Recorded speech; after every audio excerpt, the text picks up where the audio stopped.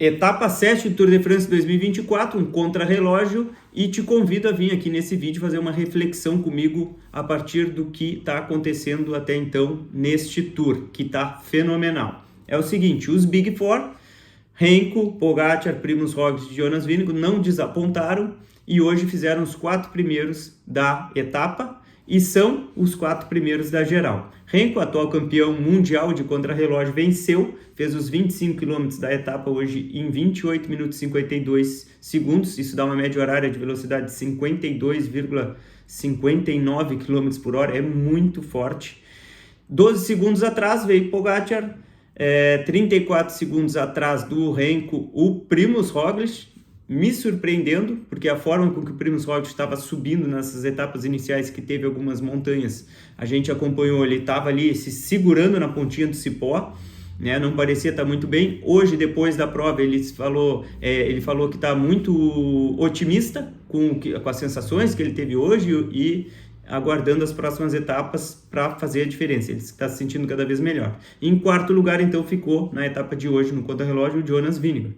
Talvez para a surpresa de muitos, talvez não, por conta até do que ele fez no contrarrelógio do ano passado, no Tour, aquele estrago.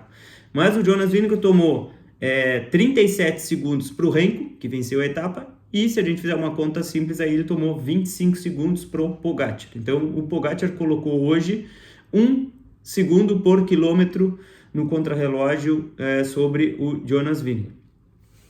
A reflexão que eu quero fazer com vocês é o seguinte, ano passado, 2023, o Pogačar teve problemas na preparação para o Tour, ele caiu na Paris-Nice, fraturou um osso, né, do punho e não fez a preparação ideal. Ele ganhou alguns segundos sobre o Jonas Vingegaard nas etapas iniciais, mas teve uma etapa, se não me engano foi a quarta ou quinta do ano passado, que o Jonas Vingegaard atacou na montanha e botou mais de 1 minuto sobre o Pogačar. Ou seja, na primeira semana do Tour do ano passado, o Jonas Vingegaard já foi lá e já botou mais de 1 minuto no Pogačar. E na etapa 7, que é essa etapa que a gente está hoje aqui em 2024, na etapa 7 de 2023, o Jonas Vingegaard estava com 53 segundos de vantagem sobre o Pogačar. Já estava à frente, então. Hoje, 2024, o Pogačar está à frente, né? O Pogačar está de líder da geral e o Pogačar tem 1 minuto e 15 de vantagem sobre o Jonas Vingegaard, que para mim é o principal concorrente dele para vencer esse Tour na geral. Só que vamos fazer o cálculo, desmembrar esse 1 minuto e 15, como que ele chegou nesse 1 minuto e 15 de vantagem. O Pogačar atacou faltando menos de 1 km para o topo do Galibier, deu um esforço ali de 2 minutos e 12 nesse período de pouco menos de 1 km, e ali nesse esforço ele chegou no topo do Galibier cerca de 10 segundos à frente do Pogačar. Então na perna, o Pogačar naquela etapa botou 10 segundos sobre o Jonas Vingegaard. Por que eu digo na perna? Porque é o esforço e na subida. Porque depois ele ganhou uma bonificação ali no topo da montanha de tempo e o resto ele ganhou na descida. A gente viu, né, que ele desceu mais rápido que o... Chegou minha filha e tá rindo de mim. Chegou... Tu tá aparecendo no vídeo. Não. Então ele ganhou esse tempo na descida. Bastante tempo ali na descida sobre o Jonas Vingegaard. E hoje ele conquistou mais 25 segundos. Então na perna, né, no condicionamento, ele ganhou 25 segundos hoje e 10 segundos na subida. Então 35 segundos do 1 minuto e 15 que ele tem. O resto foi bonificação e descida. Bom, a Visma, a equipe do Jonas, primeiro, logo depois do acidente terrível que ele teve, ficou 12 dias internado na UTI, depois ficou mais um tempo sem poder treinar na rua. A Visma vinha dizendo que, a princípio, só traria o Jonas Vingegaard para o Tour de France se ele tivesse 100%, muito bem, e condições reais de vencer o Tour. E fizeram todo um suspense até a última semana do Tour, que a gente não sabia, não confirmavam o nome dele na equipe. Trouxeram, só que quando eles anunciaram que o Jonas Vingegaard viria para o Tour, eles mudaram o discurso deles. Eles disseram, não, a gente não está levando o Jonas só na condição de vencer o Tour, se ele tiver 100%. A gente está levando o Jonas numa condição que a gente não sabe como ele está bem, mas a gente não sabe a real condição dele, e a gente vai ter um approach, uma forma de correr o Tour diferente de como a gente inicialmente tinha planejado.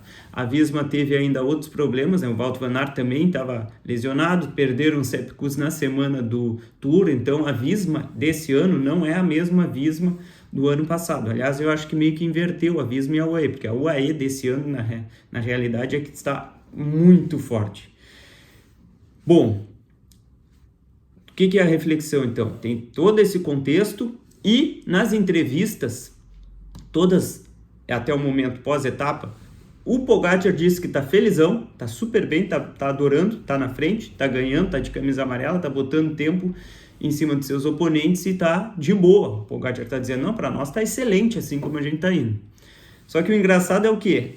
A Visma tem todo um discurso de que ela tá perdendo, ela tá então aí agora o Jonas com 1 minuto e 15, mas na verdade ela é a grande vencedora até o momento desse Tour, porque ela diz assim, não, a gente já esperava estar com mais de 2 minutos atrás do Pogačar, 2 minutos e meio. O Jonas deu entrevista quando perdeu aquele tempo no Galibier, dizendo assim, só perdi tempo nessa uma etapa, eu esperava perder tempo em 4 etapas do início, né? Então a gente perdeu 1 de 4, a gente esperava estar bem pior, então tipo, tá jogando a responsabilidade para o UAE, dizendo assim, quase que, né, pô, é só isso que tu tem para oferecer, tu não tá me matando agora, e ele já falou, né, my time will come, minha hora vai chegar. A terceira semana desse Tour, que é onde reconhecidamente o Jonas é muito forte, é muito duro. Então, a gente não sabe o que vai acontecer, né? Se eu disser para vocês que eu sei, ou se alguém daí disser que sabe o que vai acontecer, tá mentindo. Mas a gente fica aqui nessa elaboração de, bom, o que será que está acontecendo de fato dentro do ônibus da UAE e dentro do ônibus da Visma? Será que de fato o Pogačar e a UAE tá feliz com essa diferença de tempo que conquistou até o momento? Será que de fato a Visma tá feliz que só perdeu 1 minuto e 15? Porque 1 minuto e 15 também não é tão pouco assim, né? Aguardaremos as cenas dos próximos capítulos, né? E um capítulo importante que tem ainda nesse início de Tour é domingo, não sei se é amanhã, domingo, uma etapa que não tem altas montanhas, mas tem muito paralelo, gravel. Então, uma etapa, né, que pode ser perigosa para o pessoal da geral aí ter algum problema mecânico ou que não seja problema mecânico, que perca os primeiros ali na perna mesmo, né? E nisso o Pogačar é muito bom, né? Inclusive vence clássicas importantíssimas também em monumentos. Então era isso, etapa 7, um Tour tá sensacional. Vamos aguardar aí as cenas dos próximos capítulos.